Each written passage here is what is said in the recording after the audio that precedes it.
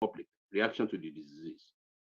However, bottom line, disruption, fear aside, longer lasting impact to come from global conditions, which is obvious.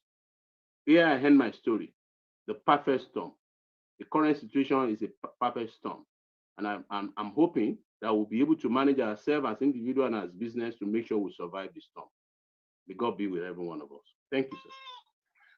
Thank you very much, sir, for that wonderful section.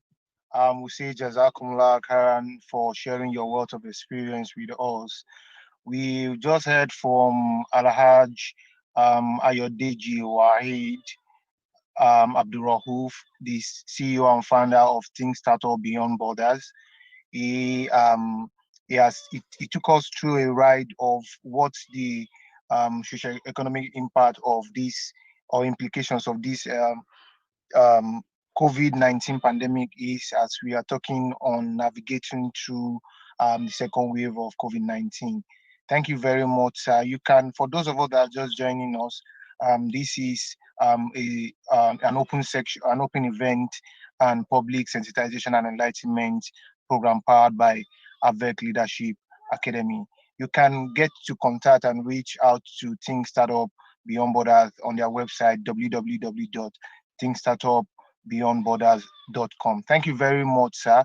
I really appreciate this section, and we pray that Allah count it as an act of ibadah for you, and for those of us as listeners, we pray that Allah count it as part of effort in life that will get us better. Like I said earlier on, we'll take all questions together. So if you have questions on both the first section or this section we just concluded, you can drop it on the chat box. And at the end of our third and final section, we'll take those questions all together. Our third section is going to be taken by our brother Jaji Jimo Oluwadare. He's a versatile IT expert with over 20 years experience covering diverse area, including IT and telecom solution design, satellite communication and communication, unified communication and software engineering. Mr. Jaji had quite a number of vast experience when it comes to IT world. He was the HOD Academic and Data Processing Support Service, DPSS, Head of Technical Operation at Geotechnic Telecommunication Limited, and later Chief Technical Officer of Network Information Technology (NIT), where he led the team that managed Dangote WAN connectivity infrastructure for close to a decade. Now he has vast experience and he's going to be taking us on sections this morning that has to do with how we can navigate technology to survive in this new normal we find ourselves. Mr. Jaji, his passion remains multi-sectorial learning, mentoring, and facilitating collaborative effort at harnessing technology to solve our local problems. Of course, technology is the reason why we are here today. This section wouldn't have been possible without technology. So how can we harness the impact or the use of technology? What are the downside of technology? What are the upside? What are the benefits we get from technology to navigate this section? These are what we'll be getting from our next speaker. Thank you very much, sir, Mr. Jaji, for joining us. We're happy to have you here. Thank you, and you have the floor now. Assalamu alaikum wa rahmatullahi wa barakatuh.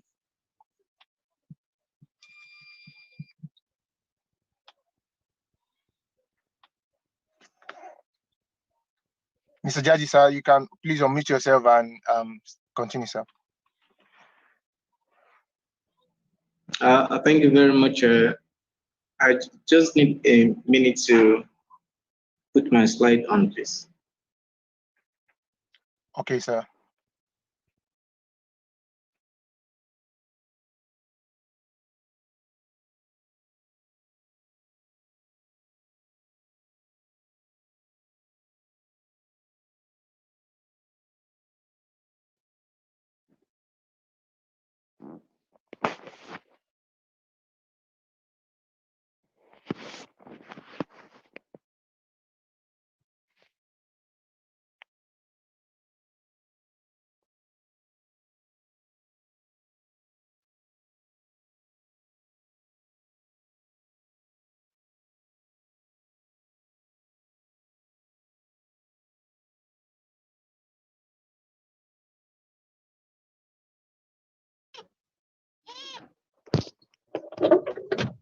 While we're still waiting for Mr. Jaji to get his slide up, for those of you that ask question, please feel free to drop your question in the chat box, and we'll attend to all the questions, either on the ed section, the economic section we just finished, or on this section that is coming up soon.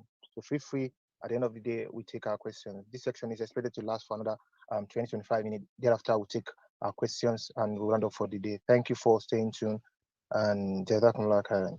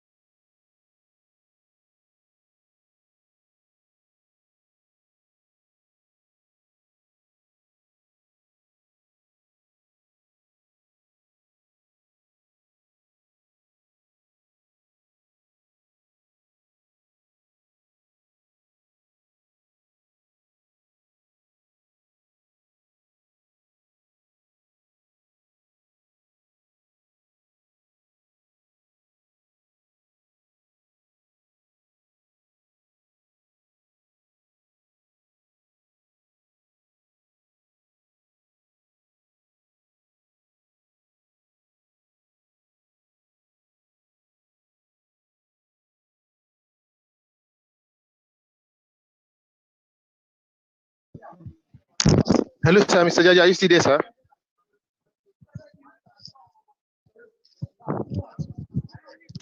Yes. Hello. Yes. Well, Okay.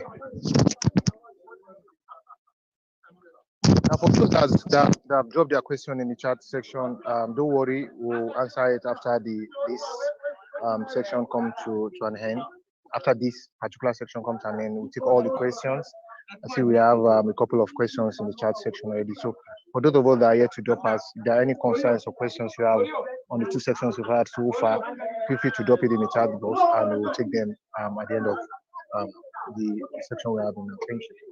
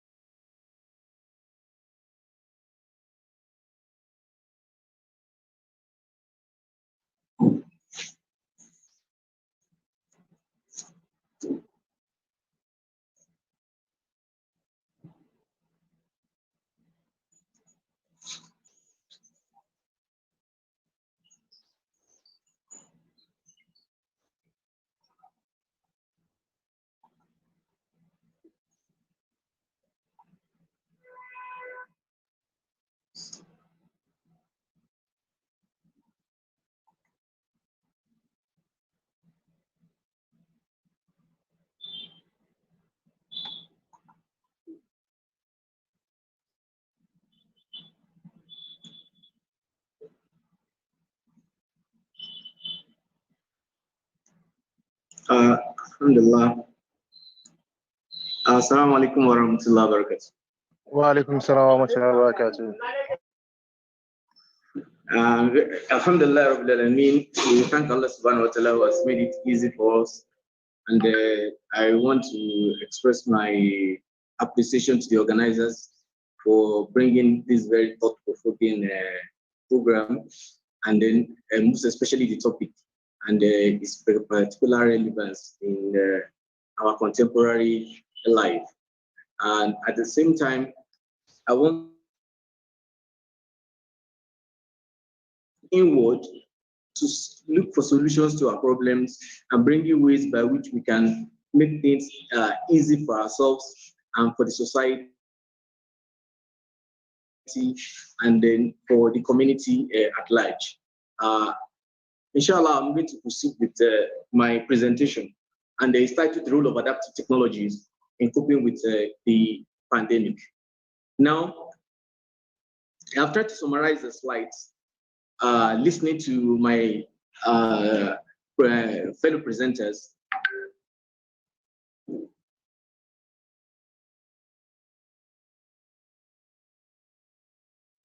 And as much as possible, trying to manage our times very.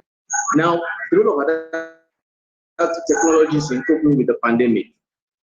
Basically, the whole world has changed, like the last speaker said, and it has changed in tremendous ways.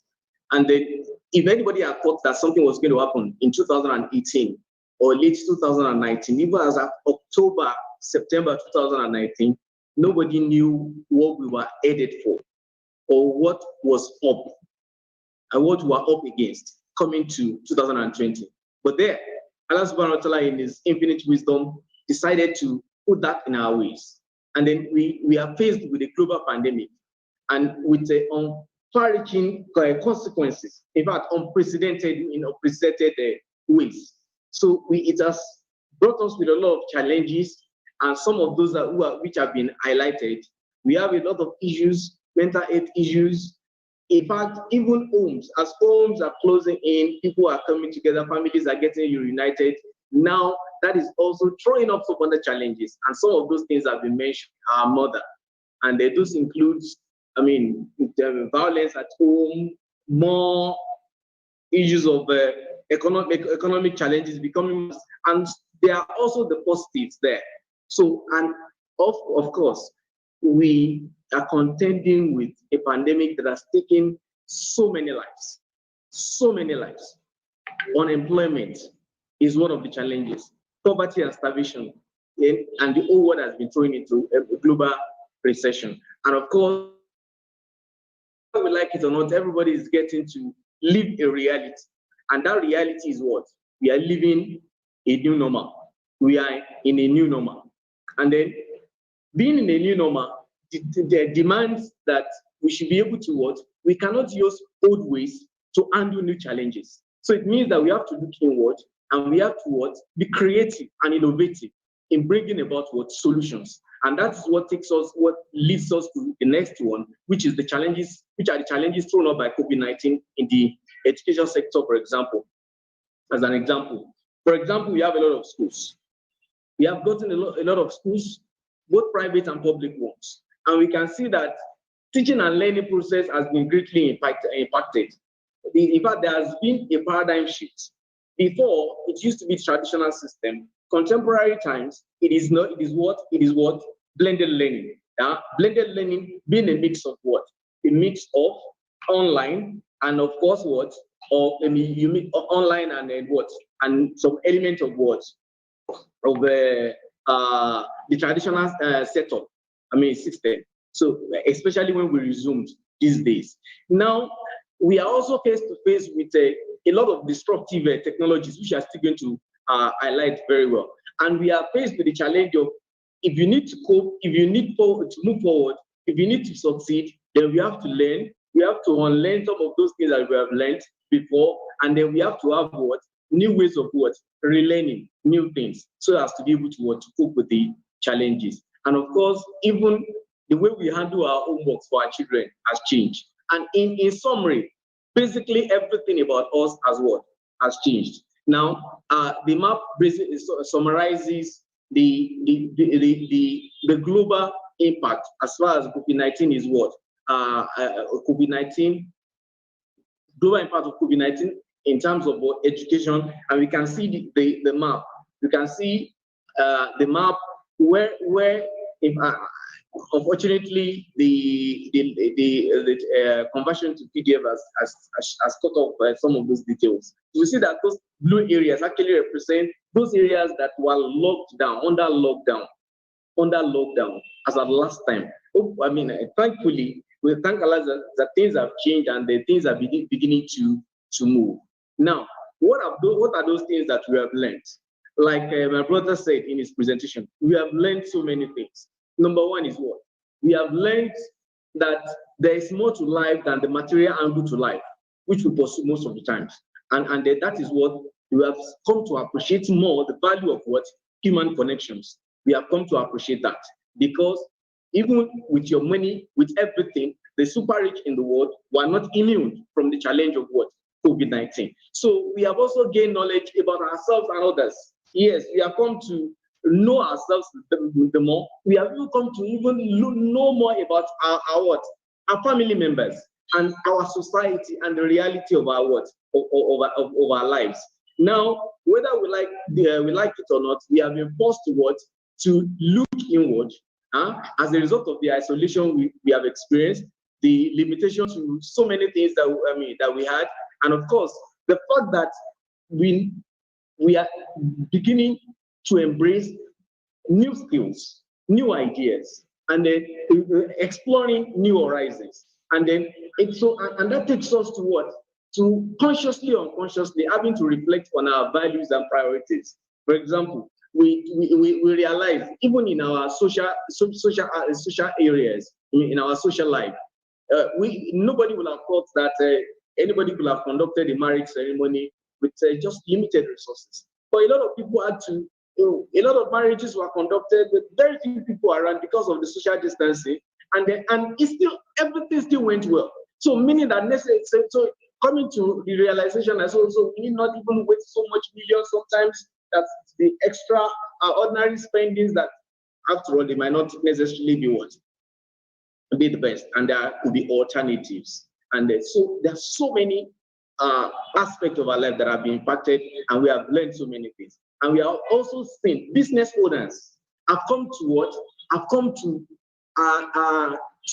face a very critical question, which is what? The evaluation of their current business model. The viability of businesses have been put to question. So that viability was what actually led to a lot of businesses collapsing, because a lot of businesses that were proactive, that embraced some of those things that became beneficial during COVID-19 era, were able to easily adapt, and then they were able to cope better, so they were less impacted negatively. So of course, the new normal, we all know that we are in the surveillance world. As far as now, that's medical surveillance. As far as that is concerned, everybody is conscious, everybody is interested, because safety of life would come first. And we have to observe all those things because the pandemic is still very much with us, especially with With the second wave. So this is the new normal that we are faced with. Social distancing, face-to-face, mask, restricted interaction. Then even our personal domain has shrunk a bit. Except that luckily we are able to compensate with technology on that. So the picture looks very bleak and looks very gloomy. Even the World Economic Report of 2020 highlighted these issues. And of course, those who are worst impacted are the people at the lowest rung of the ladder. And those are the people who have less skills. Less skills, people with manual jobs, artisans, and the rest of them, and women most especially. And so lots of lives have been impacted, livelihood has been terribly affected, and a lot of some other challenges like that. So if one were to look at the picture, we run the risk of, just like our mother said, that we run the risk of having what, unconsciously living face to face with what, mental health issues, because of the worries, because of the apprehensions for the future, especially when we don't even know when the COVID will end. But I'm here to tell us, just like my brother has said, that it is not, after all negatives. It is not, after all, the story is not all bad.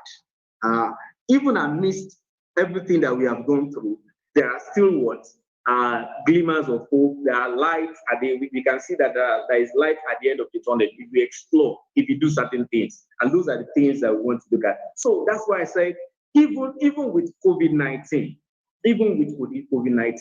the story is not all bad.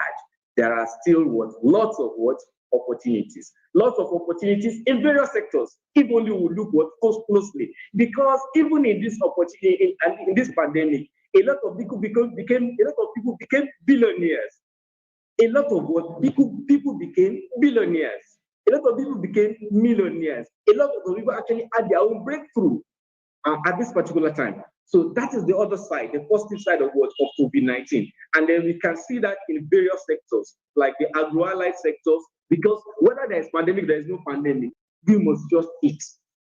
People needed to eat. Unfortunately, the irony of it all is that people staying at home necessitated that you ate more.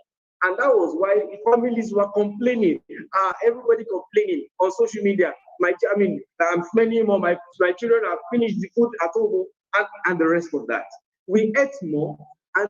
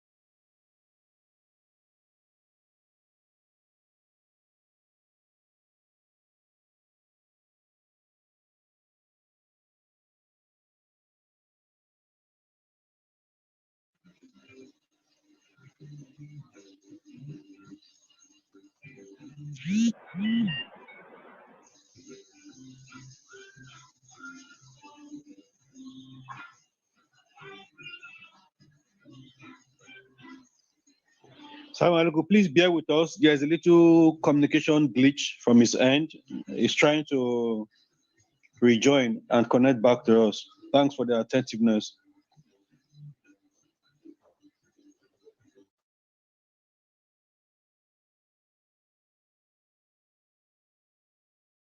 While we are still waiting for our speaker to rejoin again, for those of us that still ask question, we can still keep dropping our questions. I think we have quite a number of questions in the chat box, so you can always drop your questions, and all the questions will be attended to. We still have all our facilitators on ground with us to attend to all the questions as it relates to each of their sections. Thank you very much for staying with us.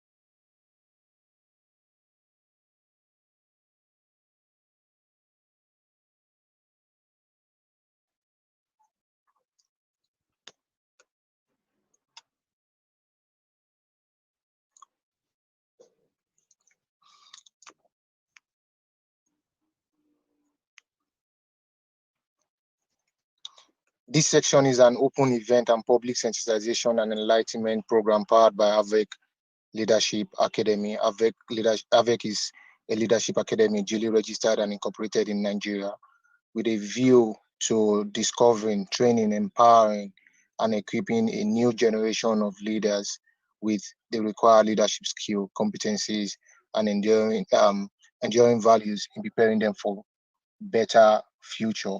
Our honors in leaders in Havek leadership is to contribute to the global effort of achieving um, total human reformation. Towards this end, we intend to focus mostly on the youth, young and experienced professional. We also focus on technicians who may have vocational and business skills to travel. We also cater for capital development of missional social workers and all those of the leadership of the religious institutions are not left out. Objective and overview of leadership, Avec Leadership Academy. One, to sensitize public and Muslims in general on the health challenges and implications of the second wave of COVID-19, along with coping strategies and tips for survivor. Two, to sensitize the general public and corporate individuals and bodies on what could be the general implication of the second wave of the second wave on the social, economic, and landscape, and equip them with the tips to cope and survive economically, and to appreciate the roles of adaptive technologies on redefined health and social economic trends in managing the post-pandemic period better with knowledge and skills. These are some of what Avec Leadership Academy set out to achieve with this section, and we hope that you are all enjoying yourself and having nice time. And the team of this section still remain navigating through navigating sorry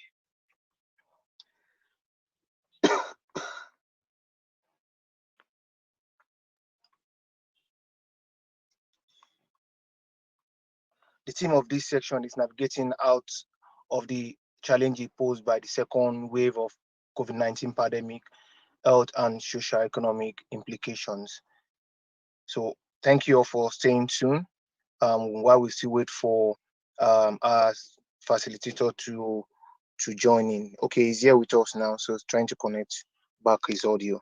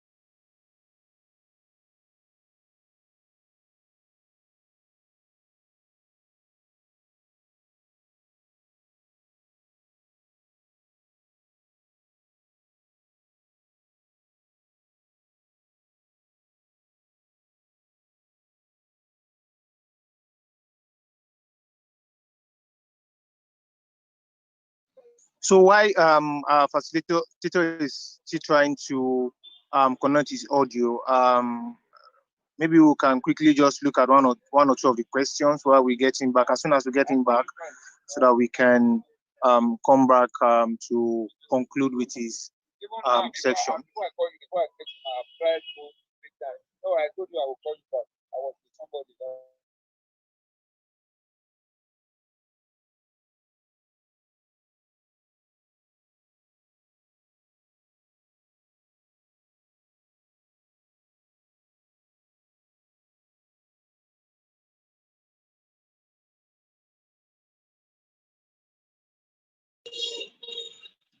Thank you, Mr. Judge. We're happy to have you continue, sir.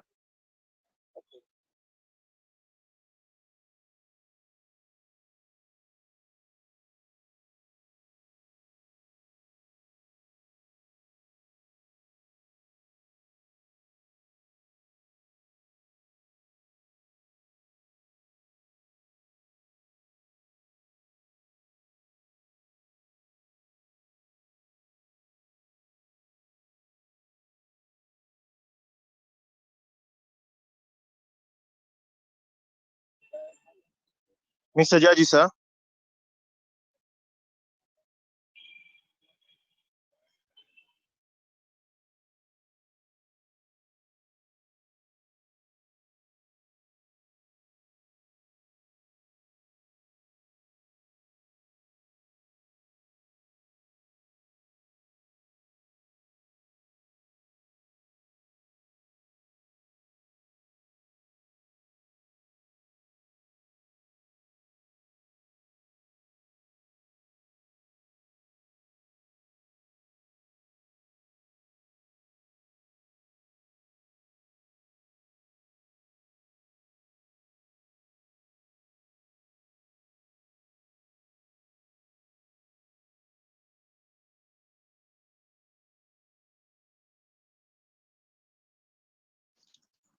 Oh, please kindly allow Mr. Judge make Mr. Judge go so that he can unmute himself. You can unmute yourself now, sir. Thank you. Okay, thank you very much. So, like I was saying, so opportunities abound, and we only need to tap into those opportunities. And I said also that those opportunities have been enabled by disruptive technologies, disruptive technologies that came to change the way we used to do things, the way things had been before. For example, one of such is with the one we are very much familiar with, is the Uber, as one of these destructive technologies that came into existence. That's application into transportation. What we knew prior to the coming of Uber and the likes was that we had individuals that were interested in transportation business. Buy vehicles. They will buy vehicles. They will employ drivers and run the fleet of the whole fleet, taking along the associated risks, and of course, running as a normal business enterprise. But we saw a paradigm shift entirely. Somebody coming up with a digital platform solution saying that, no, don't worry, can you bring in your cars? Uber started the business without owning a car. They started the business without having to employ drivers by themselves. You come in, you register as a driver, and that arrangement is worked out because of time. So we all know, and it became like a standard that every other, similar solution providers also copied and leveraged on. And now we have a lot of them in that space. And that is a disruptive technology. In fact, a lot of countries all over the world are complaining. In Turkey, they are complaining. In Britain, they are complaining. They are complaining that it has impacted negatively on the local cab operators and local, private cab operators. And they are asking government to come into the space and do some elements of regulations. And that is to tell us what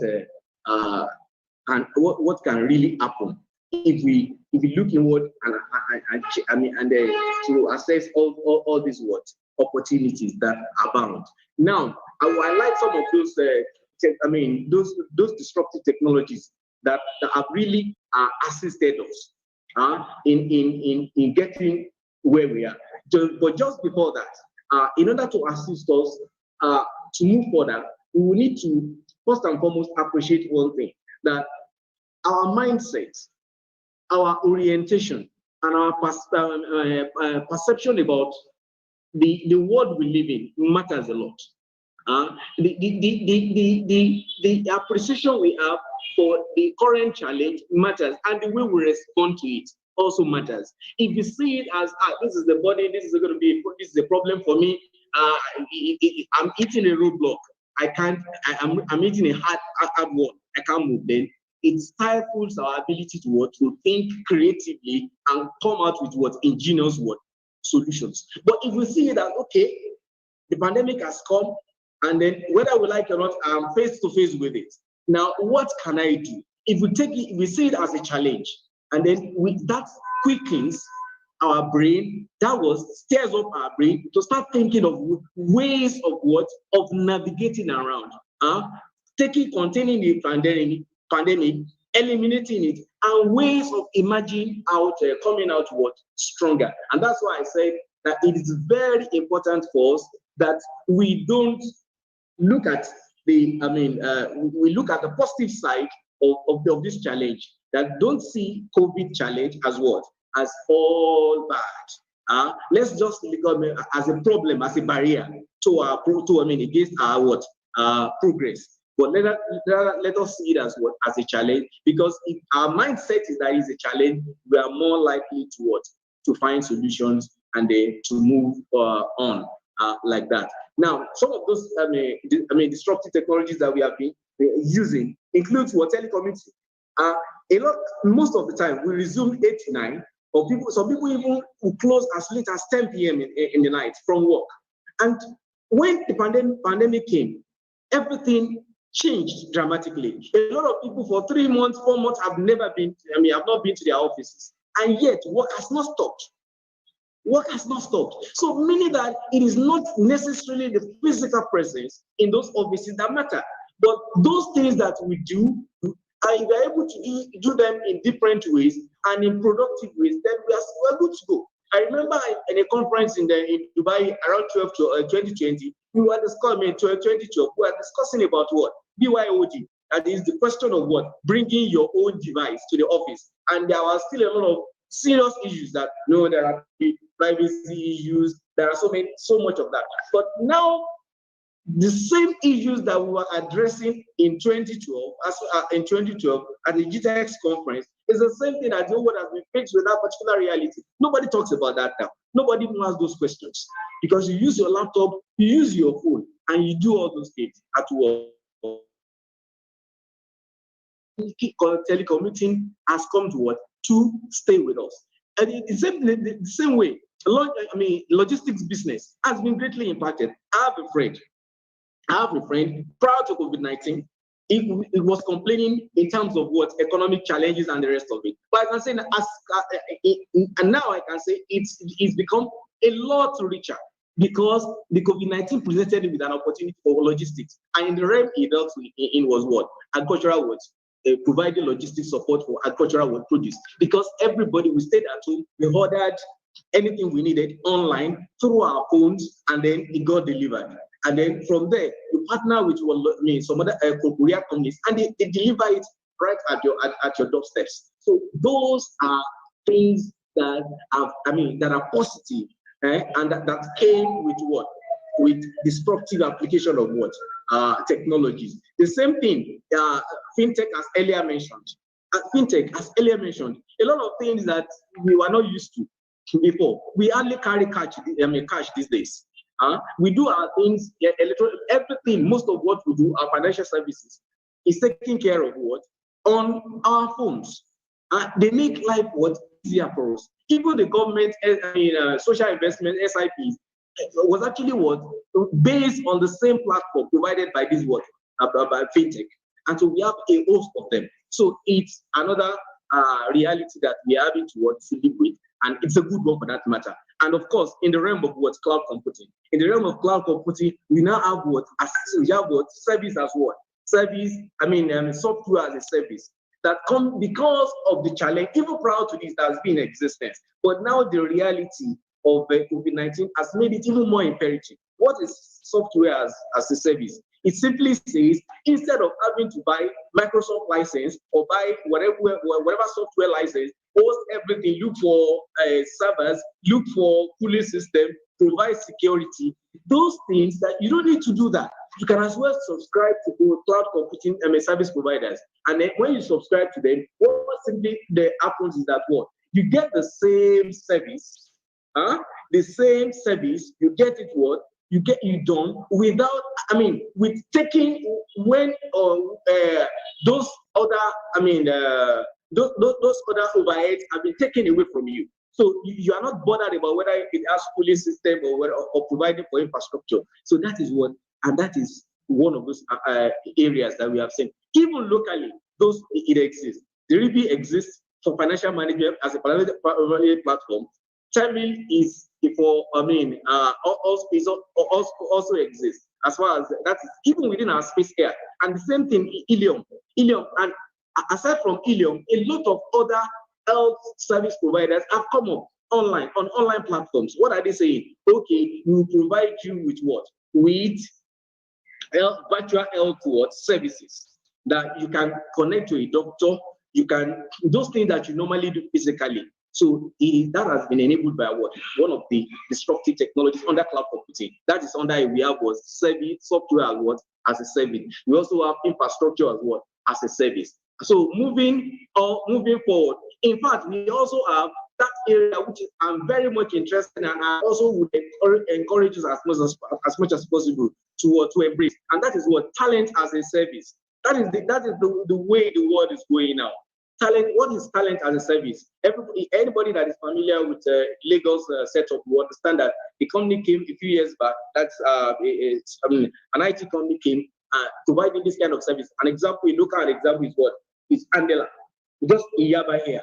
So what do? They recruit young people, young talents, and they train them in new technologies. They train them and they make them what? They acquire a lot of skills. And from there, Microsoft, Google, Apple, and a host of other companies will come in there and they what? And take them as what? As resource to service those companies. So that is what talent as a service. If you have a skill in so many areas, you are multi-skilled, or you are a professional in an area, and then you are very sound. So basically, companies don't need, the new paradigm is that you don't even need to employ all the staff that you need. What you basically need is that you work on a project basis. This is a project. What do you need to execute this project on a contractual basis? Okay, this project we need skills, so level of competence. So what do? You source it from the what? From the pool there, in the what? In the global space. You source it and you get the best because the competition is very high. I need somebody who can develop so. I need so, and before you know it, thousands of people have already applied, and you take the best from them, and you are not any under obligation. So nobody's going to ask you about benefits, retirement package, and the rest of it. That is under what? Talent as what? As a service, and that is what Microsoft is doing exactly. It will surprise a lot of us that Microsoft has a staff strength of about 100,000 in total. But in addition to that, they also have about 7,000 globally. The staff who are actually what? Are on contract basis, based on the principle of what? Talent as what? As a service. They need their service, you come in, you render your service, and then you are taken care of and you are gone. And the same way, blockchain, that is another technology that we need to really look at very well, because this is going to, it has started the process, and in a few years to come, a lot of things will change as a result of blockchain technology, because there is a continuous interrogation of existing paradigm, especially in the technology space, and not only on that basis, also even on national levels, on policy issues, national policy issues that are on even national, including national security issues. A lot of things are coming up. Just like in the space of economy, people are coming up with alternative views about the global reserve currency, not being only predominantly the American dollar. That we can have we can have other ones that will also be to have equal raise the value. In the same way, we have blockchain technology that makes it easy for a lot of services to be delivered, and a lot of and that's why we have the applications in so many areas. Example is secure sharing of example of the blockchain technologies is in the area of for example, election monitoring. The last thing that recently we had election in the US, and we all know how it went. Now, if blockchain technology had been used, the question of whether it was rigged or it was not rigged would have been eliminated. It will have been totally eliminated. In fact, as I'm talking now, IBM has developed a solution that is actually based on blockchain technology. And what are they doing with it? They are using it for contact tracing. For COVID-19. The similar thing has been developed in China.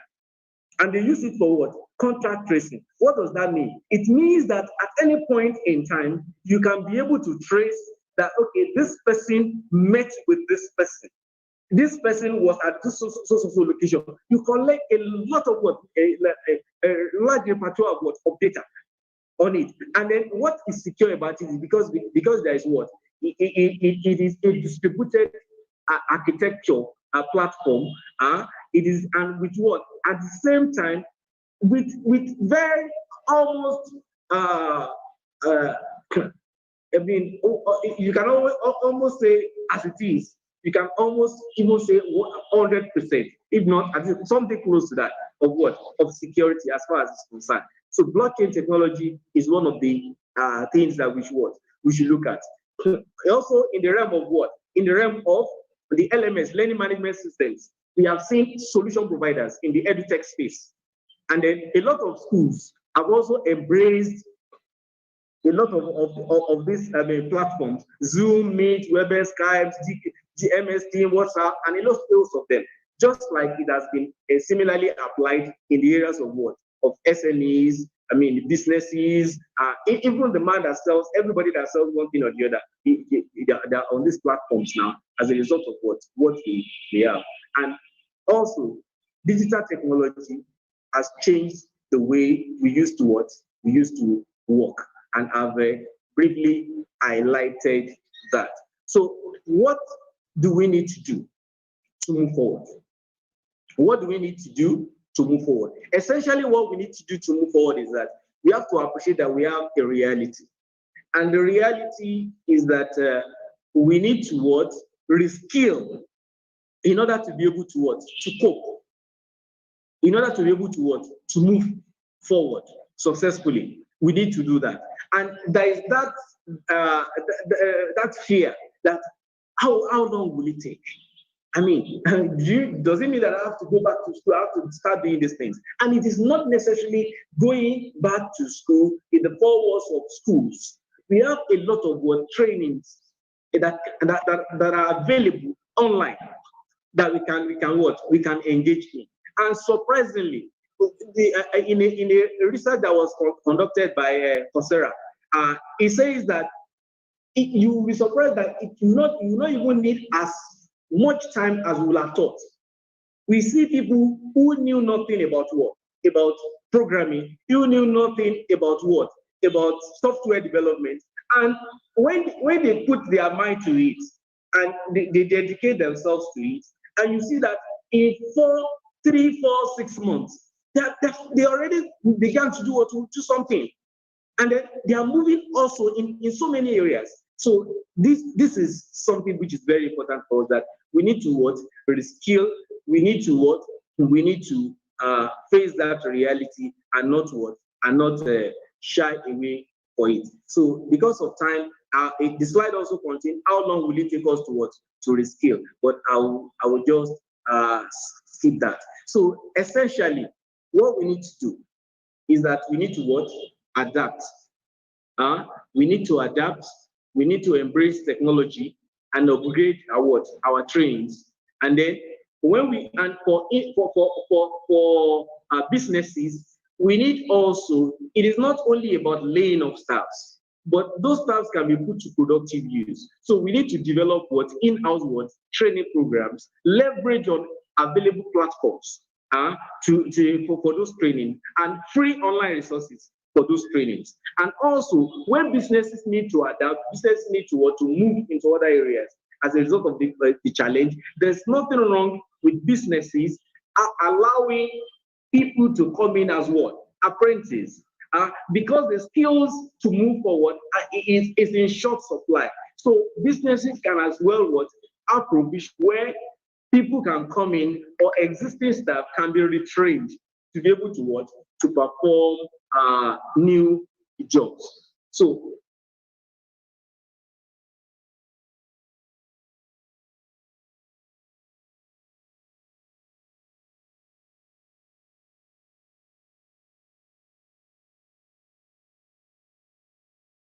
in conclusion, as technology has there are fears out, people are afraid I'm going to be retrenched. People are afraid. In so many, we have so many areas, so many things that are causes of what? Fear for us. But one thing that we must realize is that man has the capacity. God has given man that capacity to be able to what? To surmount challenges. And those challenges are the very, incentives that will make us what? Break new barriers. Because if COVID-19 had not come, probably a lot of new areas that we were able to explore, we would not have been able to what? To explore those areas. So technology, if well adopted and adapted, will be a boom to what? Businesses. And the government also must what? Must assist in bringing about what? The needed policy change, providing the real framework. And that's what will make me share a little experience. We were somewhere provide, we were trying to provide, a solution for insurance companies and the people for pensioners and the rest of them. That is to solve the perennial problem of what? Perennial problem of people having to what? To come and queue up, I'm alive, and old people having to come and do I'm alive. So we developed biometric solutions that you could do biometric verification within the what? Within your sitting room, your living room. And then we pitched this solution to a lot of them. And then the common denominator the feedback we had from them is they tested it, they validated it, they were satisfied with it. But they said, the problem is that the existing framework from NHIS, existing framework from PENCOM, existing framework. So government needs to what? Create that what? Enabling environment. So we need to do this. We need to what? We need right steps and we need what? Right actions. And then we must understand that to survive in the contemporary world, we need what? Collaborations. We need what? Collaborations. And then as much as possible, you leverage on what exists. Leverage on what exists. We don't have to reinvent the wheel. We don't have to do that. And then we can always make use of what is available. And then when we do that, it reduces what? Our cost of what? Our cost of providing the services and the goods. I pray that Allah subhanahu wa ta'ala will make this beneficial to all of us. And then we pray that Allah subhanahu wa ta'ala will also give us, will make COVID-19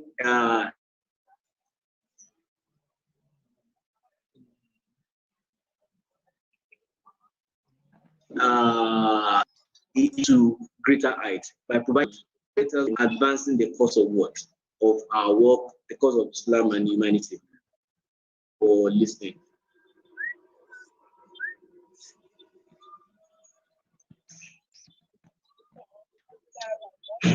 Thank you very much, sir, Mr. Jaji, for this wonderful and impactful section.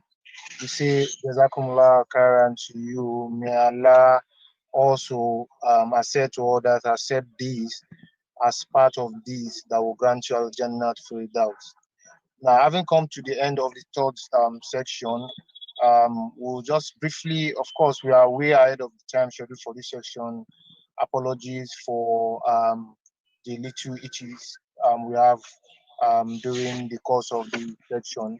So we'll just quickly take the questions we have in the chat box already and say the next 5 minutes we'll round up with the section. These questions, the first question I have here is, this person says it's just more explanation on the issues of the digital scheme while we're working from home. I don't understand what this person means, but I think the person just wants more explanations on digital technologies that can be adopted working from home. So maybe we'll have our father, Mr. Ayodeji, to look at that for us. Two, how do we undo the situation of uneducated set of people who don't even believe COVID-19 is real, talk less of observing the safety guidelines.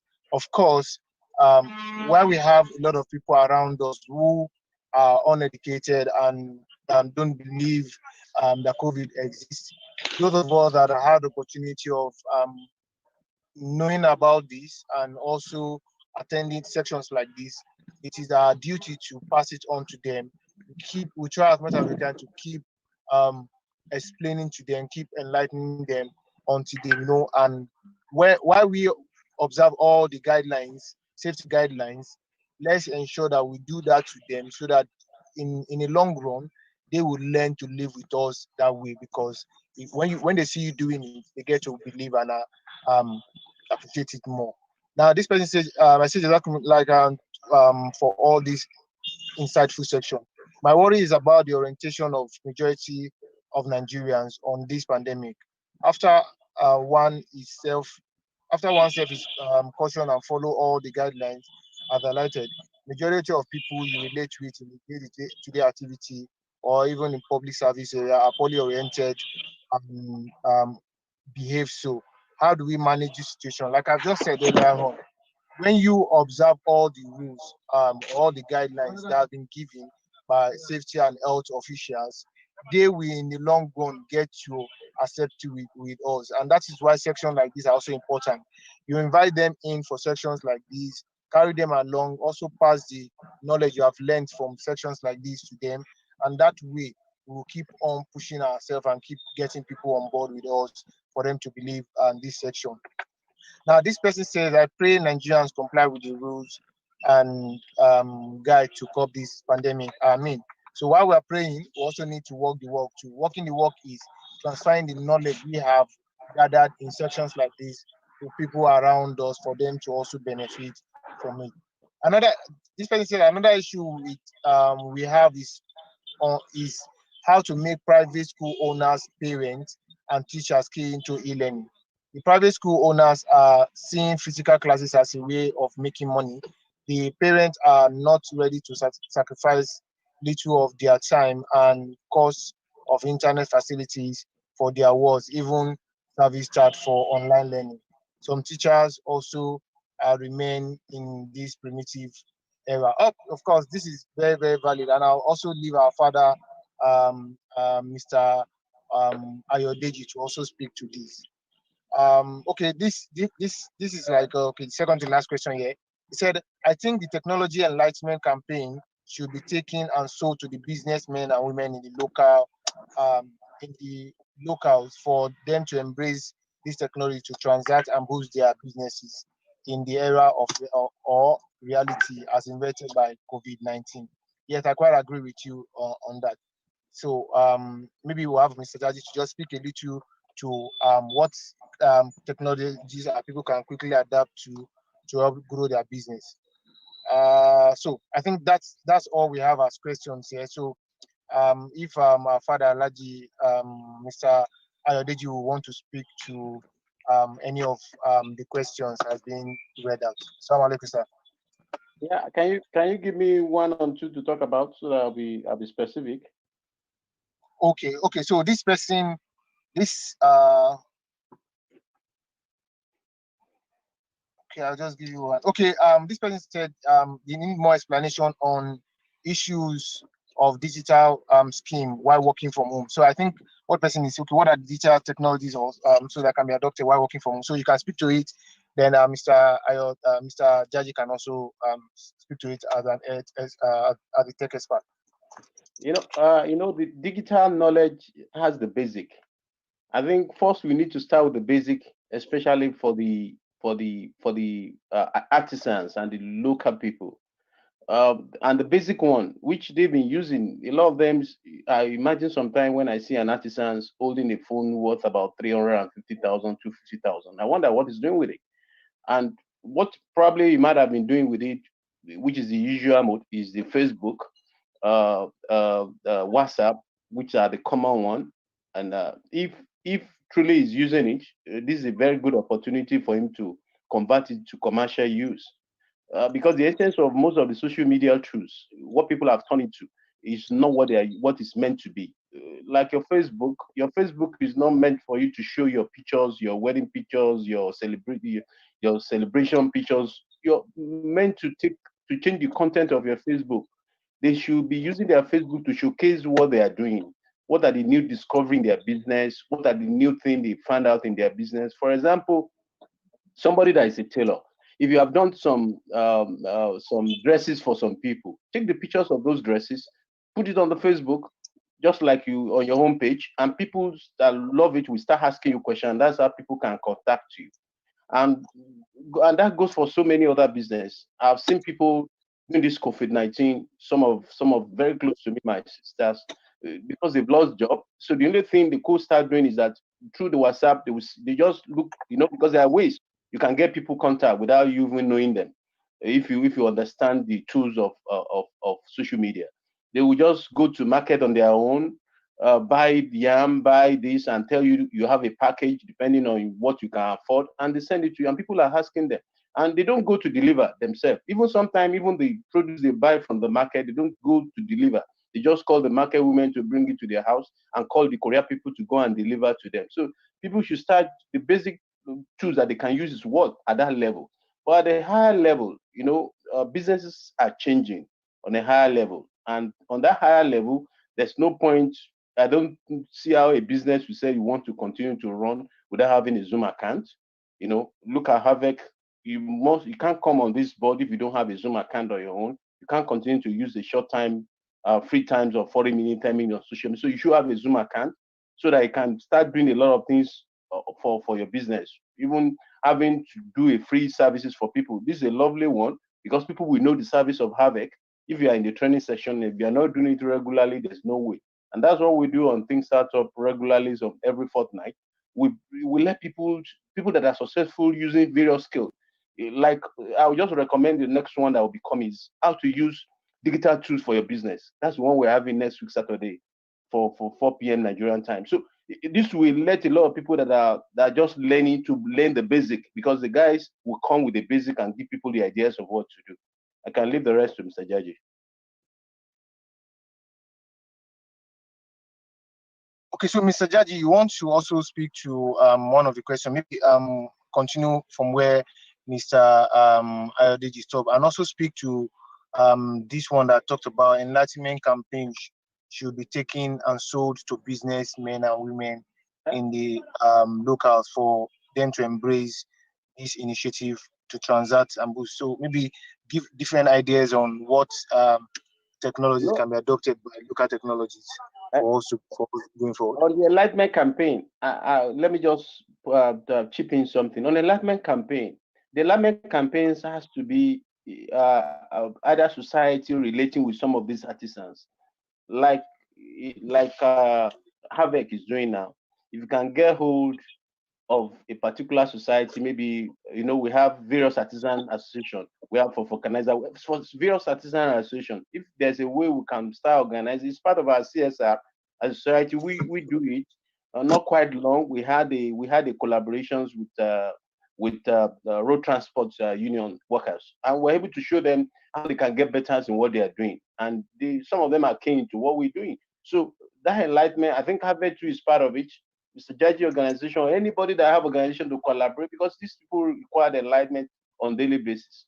What I'm shocked with because like the reference you made of people not understanding, like some schools, they said, I saw the comment that the school proprietor believe in the physical class rather than for them to go online. And also people should realize that the era of physical class may be going gradually, because the number of schools online now in the developed world are even more than the physical class. And people are learning, people are acquiring their certificates. And education is not stopping like we have it in some other developing countries. So teachers, principals, school owners must realize that they must go online now at this point in time. They ask this question, but it's so expensive to go online. And I tell them, you do it gradually. You must take a unit of your program, take that online first and start doing it gradually. And you can do collaboration. There are people that have free online thing that you just launch on. Like in online school, I know several platforms that are free online. You just launch on them and pay your rental fee, and then you'll be using it for your program rather than for you to develop from beginning. Back to Mr. Jaji. Over to Mr. Jaji.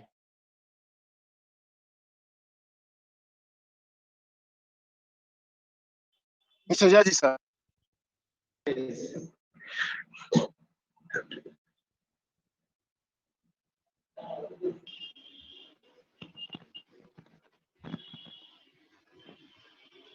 Please admit or mute him, please.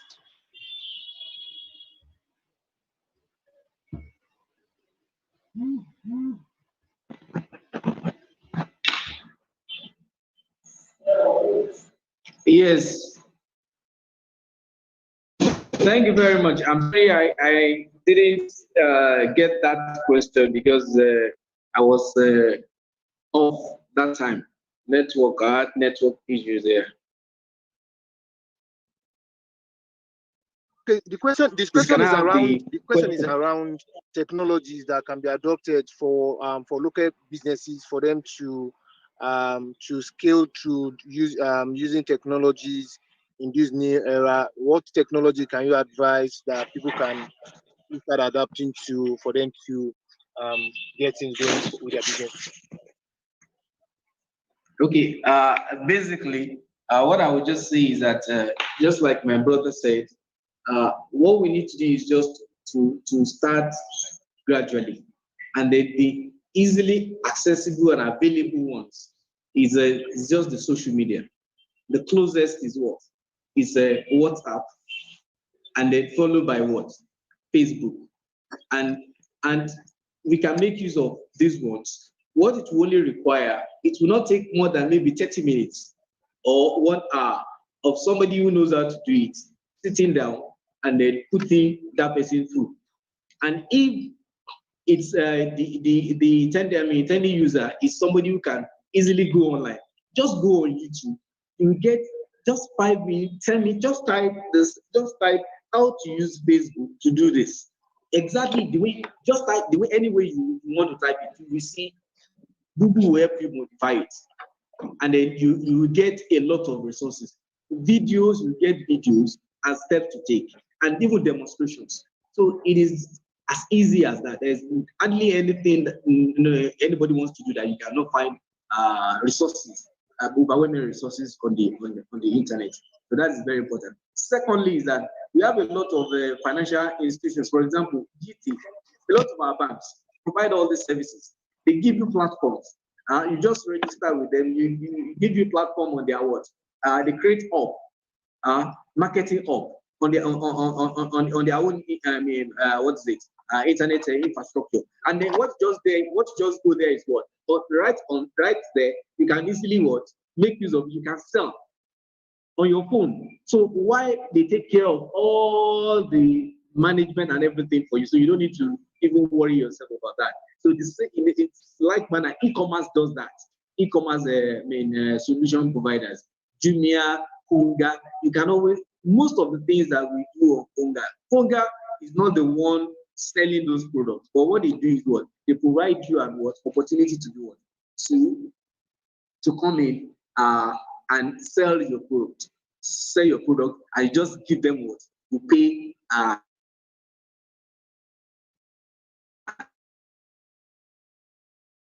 a token. That's the lot of, and aside from that, and there are also internet resources.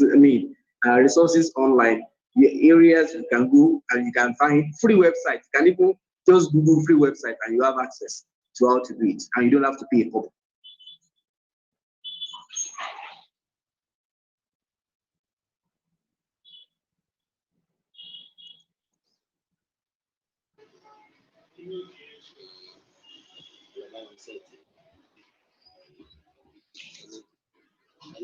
Hello? Hello, admin. Mr. DME. So thank you very much. I'd like to call on the GM Havek Leadership Academy to give us his closing remark for this section. Thank you all for attending. Abdulwasi Ayola, sir. Thank you very much. I want to especially thank our guest speakers for their patience, for their understanding, and for their beautiful delivery today. They have actually made us proud. I also want to thank our wonderful audience for our resilience, our patience in coping with the even the technology pitch that we had along the line. Personally, I have also learned from this training, and we hope our future training will be better organized. At Havek, we promise you a lot. We have told a lot of things have been said about Havek, but what we are dedicated to is human capacity building. And what we want is total reformation of man and his environment. So we want all of us to always keep in touch. We always get back to us through the social media. Our next program will be focusing on business in particular, especially the planning aspect for the beginning of the year. So we want more and more entrepreneurs to join. If you have entrepreneurs, you see our next program later. Promise better programming in future. Thank you very much for coming on to attend today's online webinar. May God Almighty continue to bless all of us, provide for us, and replenish our pocket for what we have spent towards this program. Thank you very much. Thank you very much, sir. GM Havek Leadership Academy. We really appreciate you for putting together this section.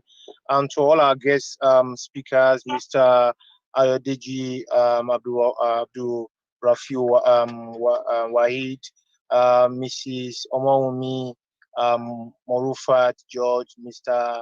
Jaji. Thank you all for sharing your wealth of knowledge and experience with us. We say Jazakumullah khairan, and to all our participants and attendees, we say Jazakumullah khairan for staying with us this far for this section. And we hope that when we have our next sections, you also hear our call and join us too. So on this note, I'd like to call on our father, the Chief Missioner of NASFAT worldwide, Alhaji Abdulaziz Onike, to give us a word of prayer as we close this section. Thank you, sir.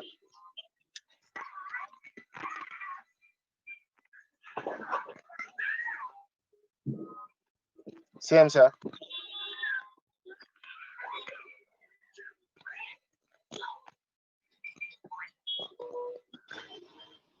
Is the CM still there? I don't think so. Okay, so let's just have a word of prayer from Brother Ojitiku Moshood. Closing prayer, please, brother. You can unmute yourself, Brother Moshood.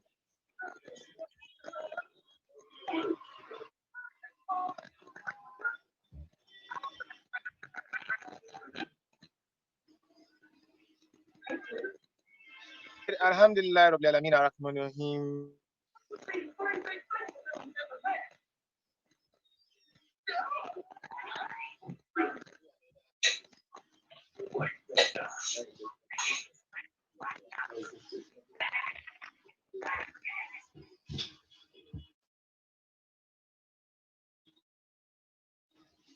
Hello, can we round up, please?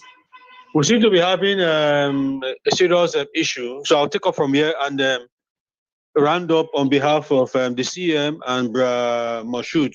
We're having glitches from their end, as the case may be. Just like the GM has said, we want to apologize for the initial glitch, and thank everybody, right from BOT members to the Council of Elders, NEC members, and all zonal and NASFAT members that are taking time to be into this session and waiting patiently throughout the whole thing. I think the GM cannot be more happy than what he has seen today. But be rest assured, like he said, next session is going to be very, very great and wonderful. So say, Rabbana atina fi dunya sanata wa fil akhirati hasana zabana. Rabbana taqabbal minna innaka antas samiul alim wa tub alaina ya maulana innaka antat tawwabur rahim. Subhana rabbika rabbil izzati amma yasifun wa salamun alal mursalin walhamdulillahi rabbil alamin. Jazakumullah khairan for your time, everyone. Wa yakum. Have a nice week.